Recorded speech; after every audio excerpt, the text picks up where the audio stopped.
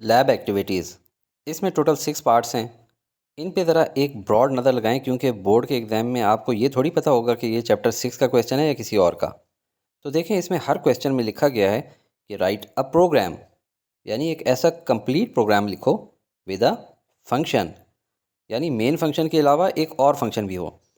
तो जब इस किस्म का क्वेश्चन आए तो आपने मोस्टली समझ जाना है कि अब प्रोग्राम कोड में मेन फंक्शन के अलावा और फंक्शंस भी होंगे। चलें अब एक एक करके देखते हैं। सबसे पहले question 1, write a program with a function that takes two integer parameters, adds them together and then returns the sum. यानी एक प्रोग्राम लिखो। तो प्रोग्राम में तो नॉर्मली प्री प्रोसेसर डायरेक्टिव्स होते हैं और मेन फंक्शन होता है। इसके अलावा कह रहे हैं कि एक फंक्शन लिखो जो कि 2 इंटीजर पैरामीटर्स ले एज इनपुट, उनको ऐड करे और रिटर्न करे सम वैल्यू। जाहिर है इंटीजर वैल्यूज़ का सम भी इंटीजर होगा, यानी जो फंक्शन हम बनाएंगे उसकी रिटर्न टाइप होगी इंटीजर। फंक्शन का नाम हम दे देते हैं सम, और उसमें जो 2 इंटीजर्स इनपुट होंगे उनको नाम दे देते हैं इंटीजर ए और इंटीजर बी। और इस फंक्शन ने रिटर्न करना है सम ऑफ ए एंड बी, तो यू लिख लेते हैं। अब मेन फंक्शन से हमने इस फंक्शन को कॉल भी करना है, और कॉल करते वक्त 2 इनपुट्स देनी है। तो हम यूँ कॉल करते हैं कि पहले सी आउट लिखते हैं, फिर सम फंक्शन को कॉल करते हैं बाय गिविंग 2 इनपुट्स जैसे कि 2 एंड 3। अब ये 2 एंड 3 वैल्यू जाकर ए और बी को मिल जाएंगी, जो कि यहाँ सम होके 5 बन जाएंगी। और ये रिटर्न होने वाला नंबर 5 इंटीजर है, ये यहाँ आ जाएगा। सी आउट कमांड की वजह से प्रिंट भी हो जाएगा। बट ये कोई बहुत अच्छा कोड नहीं लिखा मैंने। 2 फिक्स्ड नंबर्स दिए हैं 2 और 3, हालांकि कोड यूज़र फ्रेंडली होना चाहिए कि कोई से भी 2 नंबर्स इनपुट कर सके। तो चलें एक अच्छा कोड लिखते हैं कि मेन फंक्शन में सबसे पहले 2 इंटीजर्स डिफाइन किए जाएं, x और y। फिर सी आउट स्टेटमेंट लिख के स्क्रीन पे प्रिंट करेंगे enter 2 integers you want to add, और सी इन कमांड के नतीजे में कंप्यूटर स्कैनिंग शुरू कर देगा। हम कोई भी 2 नंबर्स एंटर्स कर देते हैं, x और y में स्टोर हो जाएंगे ये। फिर सी आउट कमांड का यूज़ करके \n की वजह से न्यू लाइन पे प्रिंट करेंगे सम ऑफ द इंटीजर्स इज़, और इसी स्टेटमेंट में फंक्शन सम को कॉल कर लेंगे by giving inputs x and y, जिनमें वैल्यूज 7 और 12 हैं। सम फंक्शन से वापसी पर वैल्यू रिटर्न होगी 19, जो कि सी आउट की वजह से प्रिंट हो जाएगी। ये अब एक अच्छा प्रोग्राम और एक अच्छा कोड लिखा है हमने। Number 2, write a program with function name mean to read 3 integers from the keyboard to find the arithmetic mean. Program में प्री प्रोसेसर डायरेक्टिव्स और मेन फंक्शन तो होगा ही। हमें कहा गया है कि एक फ़ंक्शन लिखो जिसका नाम मीन हो, उसमें 3 इंटीजर्स रीड हों और अरिथमेटिक मीन फाइंड करना है, यानी तीनों को ऐड करके डिवाइडेड बाय 3 करना है, जिससे कि डेसिमल यानी फ्लोट वैल्यू भी आ सकती है। तो हम अपने फंक्शन जिसका नाम मीन रखा है उसकी रिटर्न टाइप फ्लोट लिखते हैं। इनपुट वेरिएबल्स को डेटा टाइप इंटीजर में ए, बी और सी लिख लेते हैं। फंक्शन के अंदर एक और वेरिएबल सम डिफाइन करते हैं, उसे इनिशियलाइज भी कर लेते हैं as a plus b plus c. और इस फंक्शन ने जो वैल्यू रिटर्न करनी है वो होगी फ्लोट टाइप की। हम लिखेंगे सम डिवाइडेड बाय 3.0। 3.0 इसलिए क्योंकि a प्लस बी प्लस सी से जो वैल्यू आएगी वो इंटीजर होगी। अगर उसको डिवाइड भी 3 से ही करेंगे तो इंटीजर वैल्यू आंसर आएगा, हमें तो फ्लोट चाहिए। अगर ऐसा नहीं करेंगे तो ये बाद वाला डेसिमल और इसके बाद वाली फिगर्स गायब हो जाएंगी। अब मेन फंक्शन देखें। हम स्टार्ट करते हैं 3 variables x, y, z define करके। फिर सी आउट कमांड की मदद से स्क्रीन पे प्रिंट करेंगे enter 3 integers you want to find mean. फिर सी इन की वजह से स्कैनिंग शुरू होती है, हम एंटर कर देते हैं 1, 4 और 5। फिर सी आउट की वजह से \n न्यू लाइन पे प्रिंट होता है mean of the integers is, और फिर मीन फंक्शन कॉल होता है और उसको ये 3 वेरिएबल्स इनपुट हो जाती हैं, जिनकी वैल्यूज़ यहाँ a, b और c में आ जाती हैं। ये वैल्यूज़ ऐड हो जाती हैं और इनका आंसर इंटीजर सम में आ जाता है। फिर इस सम को डिवाइडेड बाय 3.0 करेंगे तो आंसर जो रिटर्न होगा उसकी टाइप फ्लोट होगी और वो यहाँ आएगा, और सी आउट की स्टेटमेंट में होने की वजह से प्रिंट हो जाएगा। तो ये था इस क्वेश्चन का सिंपल सा कोड। अब चलते हैं क्वेश्चन 3 की तरफ। Write a C++ program having a function name rectangle to read the length and width of a rectangle from the keyboard and find the area of the rectangle. The result should be returned to the main program for displaying on the screen. Program में pre processor directives और main function तो होगा ही, हमें कहा गया है कि एक फंक्शन लिखो जिसका नाम रेक्टेंगल हो, जो रीड करे लेंथ एंड विड्थ और एरिया फाइंड करके दे। रिज़ल्ट रिटर्न करे मेन फंक्शन को और फिर स्क्रीन पर डिस्प्ले करे। इस बार हम ज़्यादा काम यूज़र डिफाइंड फंक्शन जिसका नाम रेक्टेंगल है उसी में करेंगे और इसको कोई आर्ग्यूमेंट पास नहीं करेंगे, बल्कि इसी फंक्शन के अंदर इनपुट लेंगे। देखें, रेक्टेंगल की एक साइड लेंथ और एक साइड विड्थ होती है, तो हम वेरिएबल्स डिफाइन कर देते हैं फ्लोट L, W। फ्लोट इसलिए कि लेंथ और विड्थ डेसिमल में भी हो सकती है, और एरिया फाइंड करना है, वो भी फ्लोट वैल्यू होगी, तो एक और वेरिएबल एरिया भी डिफाइन कर देते हैं डेटा टाइप फ्लोट में। अब मेन फंक्शन से स्टार्ट करते हैं। सी आउट कमांड की मदद से हम प्रिंट कर देंगे find area of a rectangle. ये समझ लें हेडिंग लिखी है हमने, और एंड लाइन मैनिपुलेटर की वजह से कर्सर न्यू लाइन पे आ जाएगा। और फिर यूज़र डिफाइंड फंक्शन रेक्टेंगल को कॉल कर लेते हैं इस अंदाज में कि जब उसमें रिटर्न वैल्यू आए तो वो वेरिएबल ए में स्टोर हो जाए जिसकी डेटा टाइप फ्लोट है। यूज़र डिफाइंड फंक्शन में सबसे पहले तो L, W और एरिया हमने डिफ़ाइन किया है।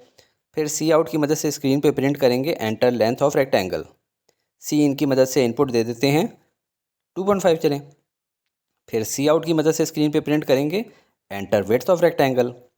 फिर सी इन की मदद से इनपुट दे देते हैं, अब की दफ़ा लिख देते हैं चलें 3.5। और एरिया का फॉर्मूला होता है लेंथ मल्टीप्लाई बाय विड्थ, और इस फंक्शन ने जो वैल्यू रिटर्न करनी है वो है एरिया जिसकी डेटा टाइप है फ्लोट। तो 2.5 मल्टीप्लाई बाय 3.5 से जो आंसर आएगा 8.75 वो रिटर्न होगा यहाँ पे जहाँ से फंक्शन कॉल हुआ था, यानी ये वैल्यू 8.75 असाइन हो गई है वेरिएबल ए को। तो अब हम सी आउट की मदद से प्रिंट करते हैं एरिया ऑफ रेक्टेंगल इज़, और वेरिएबल ए में पड़ी हुई वैल्यू 8.75।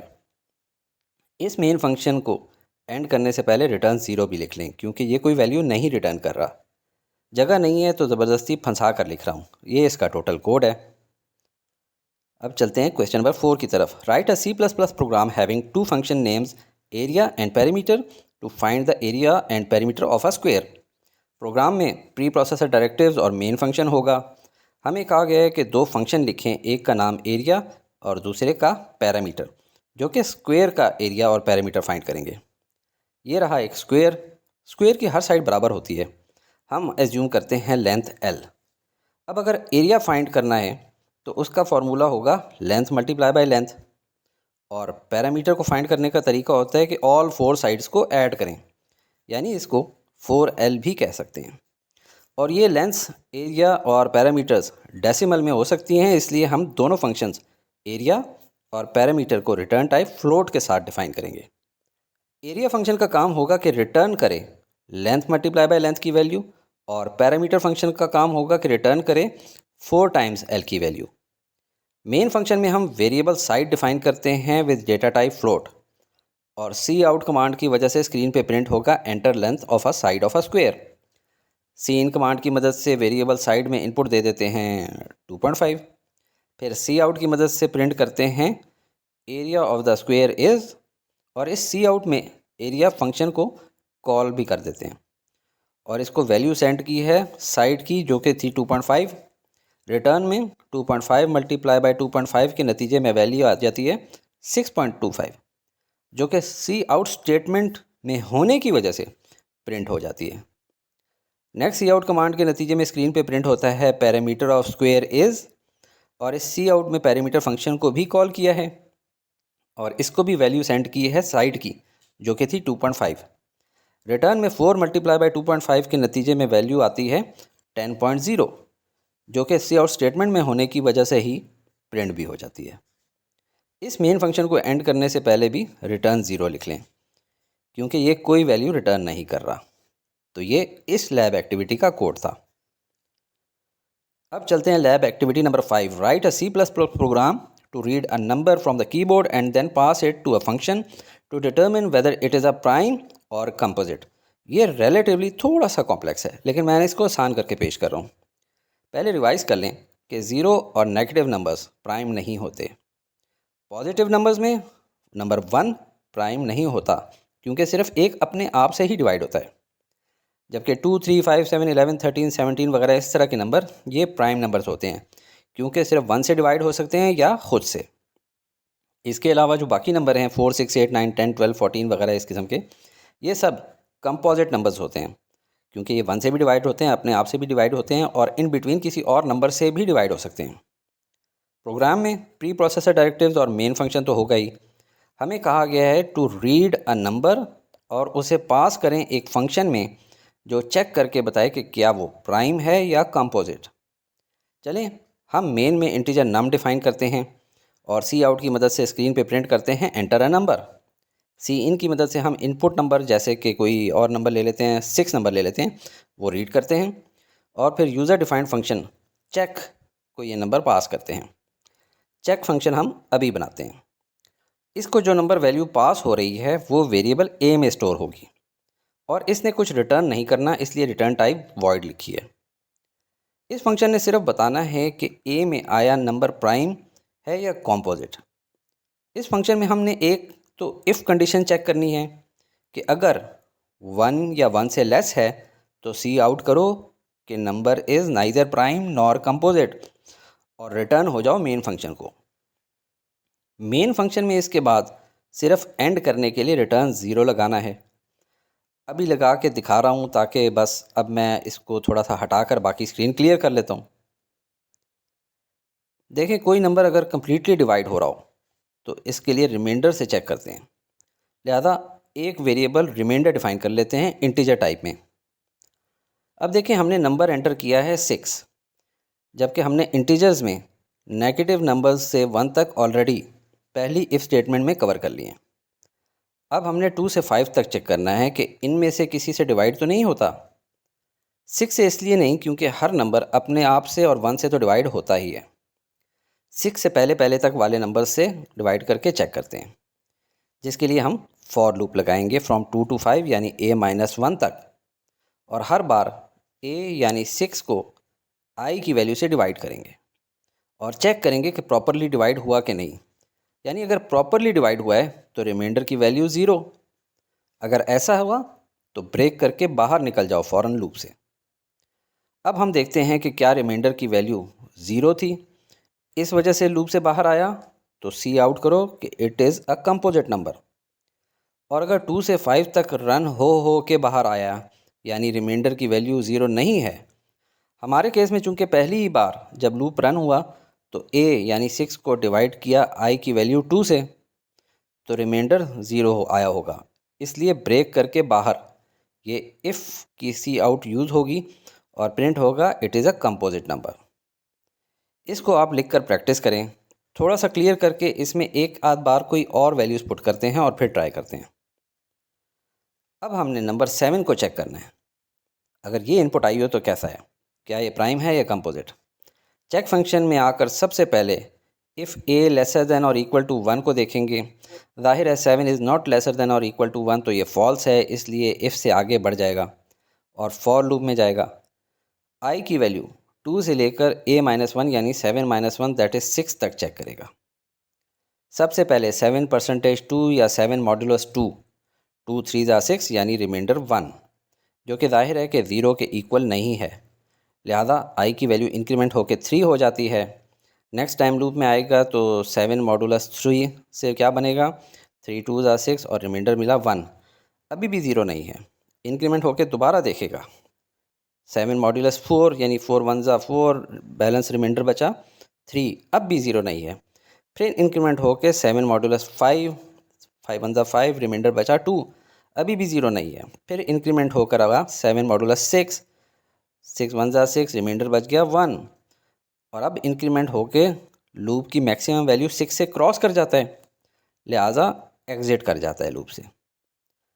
अगर लूप में एक भी बार रिमाइंडर की वैल्यू 0 आ जाती तो प्रोग्राम लूप से उसी वक्त ब्रेक कर जाता, और क्योंकि रिमाइंडर की वैल्यू 0 होती तो प्रिंट करता it is a composite number. मगर क्योंकि रिमाइंडर की वैल्यू 0 नहीं आई बल्कि लास्ट वैल्यू ऑफ रिमाइंडर 1 है, यानी रिमाइंडर नॉट इक्वल टू 0, इसलिए सी आउट की मदद के नतीजे में प्रिंट होगा it is a prime number. और आप देख लें 7 इज़ द प्राइम नंबर सिर्फ 1 से डिवाइड होता है या ख़ुद से डिवाइड होता है। इस कोड को मुख्तलिफ़ तरीक़ों से यूट्यूब पे दुनिया ने सॉल्व किया है। मैंने कोशिश की है कि आसान करके पेश करूं। आपको जो आसान लगे आप उसी को अडॉप्ट कर लें। पेपर में लॉजिक बनाना इस प्रोग्राम के लिए मुश्किल होगा, लिहाजा बेहतर यह है कि इसको रट्टा लगा कर जाएं। Number 6, write a C++ program to get an integer number from keyboard in main program and pass it as an argument to a function where it is to calculate and display the table. यानी हम लोगों ने user से एक number input करवाना है और फिर उसका टेबल प्रिंट करवाना है। इसके लिए कोड में प्री प्रोसेसर डायरेक्टिव्स और मेन फंक्शन तो होगा ही, जिसमें हम इंटीजर नंबर डिफाइन कर लेते हैं और सी आउट की मदद से स्क्रीन पे प्रिंट करते हैं एंटर अ नंबर। सी इन की मदद से हम इनपुट नंबर जैसे कि 6 है वो रीड करते हैं और फिर यूज़र डिफाइंड फंक्शन टेबल को पास करते हैं। हमारा यूज़र डिफाइंड फंक्शन टेबल ऐसा होगा। वहाँ जाके नंबर वेरिएबल ए में स्टोर हो जाता है और इस टेबल में हम फॉर लूप लिखते हैं from i equal to 1 to i lesser than equal to 10 और हर बार इसमें टेबल की एक लाइन प्रिंट होनी है। तो अब तवज्जो रखें, मेन चीज़ यहाँ है। सबसे पहले नंबर लिखना है जो यूज़र ने एंटर किया, तो हम लिखते हैं सी आउट ए। फिर मल्टीप्लाई का साइन आना है तो इन्वर्टेड कॉमास में x लिख लें। फिर 1 आना चाहिए है, इस वक्त लूप वेरिएबल i की वैल्यू 1 है तो हम वेरिएबल i लिख देते हैं। फिर इक्वल टू का साइन आना चाहिए है तो हम इन्वर्टेड कॉमास में इक्वल टू लिख देते हैं।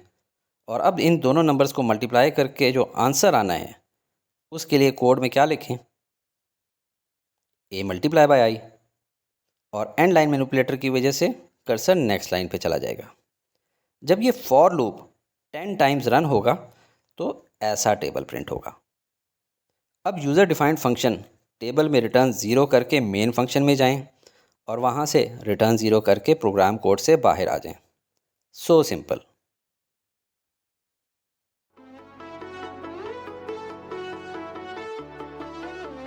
Study with me, a learning experience.